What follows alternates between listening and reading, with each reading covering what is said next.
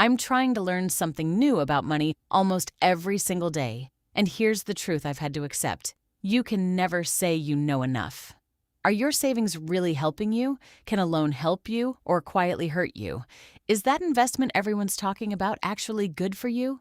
Today we're breaking down financial literacy, what it actually means, why it matters more now than ever, and exactly how to start building it, step by step. Financial literacy isn't just knowing how to save money, it's the skill of managing money wisely, investing effectively, and planning for your future. That's a common mistake. Thinking financial literacy just means save more. It's actually much bigger than that. It covers your entire money cycle. How you earn it, spend it, save it, borrow it, invest it, and protect it from risk. At its core, financial literacy just means one thing: making better decisions with your money at every stage of your life. Managing money used to be simple. Now it's complicated because the tools we use to move money have completely changed. Cards, e-wallets, digital money, buy now, pay later, crypto, online lending platforms, even AI-powered financial tools. We use these constantly. These tools make transactions faster, but they also make it easier to get into trouble without fully understanding what you're signing up for. Before you tap accept on anything, you should know the interest rate, the fees, the repayment terms, the risk involved, and what happens if you can't repay. So today, financial literacy isn't just about saving, it's also about using digital financial products safely. Financial literacy really breaks down into 5 broad areas. Let's go through each one quickly. First, earning, understanding where your money actually comes from, whether that's a salary, a business, or investment income. Second, spending, knowing the difference between your needs and your wants and being intentional about where your money goes. Third, saving, setting money aside for both short-term needs and long-term goals and starting as early as possible. Fourth, borrowing. Debt isn't automatically bad. The danger is borrowing without understanding what it will actually cost you. And fifth, protecting. Insurance, fraud awareness, and shielding your money from scams, which are getting more sophisticated online every year. Now let's cover 4 concepts that quietly control almost every financial decision you'll ever make. Compound interest. Your money earns returns, and then those returns start earning returns of their own. The earlier you start, the bigger that snowball gets. Time value of money. Money in your hand today is worth more than the same amount later, because today's money can already be earning you a return.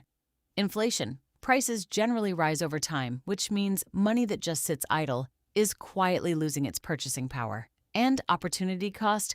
If you spend 100,000 Kenyan shillings on a car, that same 100,000 Kenyan shillings can no longer be invested somewhere else. Budgeting is one of the most important financial literacy skills, and it's simpler than most people think. You can track it with Excel, a budgeting app, or even just a notebook. What matters is that you're tracking it, not the tool. Most people do it in the wrong order. Spend first and save whatever happens to be left over. Usually that's nothing. The better approach is called pay yourself first. If you earn 100,000 Kenyan shillings and want to save 20,000 Kenyan shillings, set that 20,000 aside immediately before you spend anything. 2 simple frameworks to try: the 50-20-30 rule, needs, savings, wants, or the 70-20-10 rule, expenses, savings, and investing. Neither is a strict law, just a starting structure. Financial literacy also means preparing for what you don't expect and managing what you already owe. Start with the basics. Pay your bills on time. Late payments cost you extra money and quietly damage your credit history. Set reminders or automate it. If you're managing multiple debts, tackle the highest interest one first. That's the one quietly costing you the most.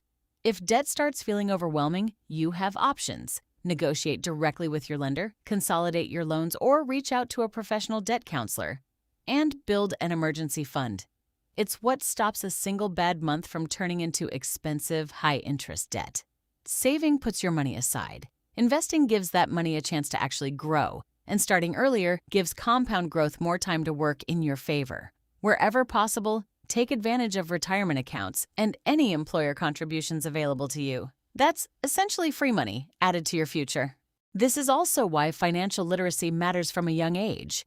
Every year you wait is a year of compound growth you don't get back. The real prize here isn't just knowledge, it's confidence. Before borrowing, Ask what it will actually cost you. Before investing, ask what you could earn and what you could lose. Before buying, ask if it fits your bigger goals. Financial literacy isn't a destination. It's a daily habit. Earn wisely, spend intentionally, save consistently, borrow responsibly, invest for the future, and protect what you build. If this helped, subscribe. I'm learning and sharing something new about money every single week.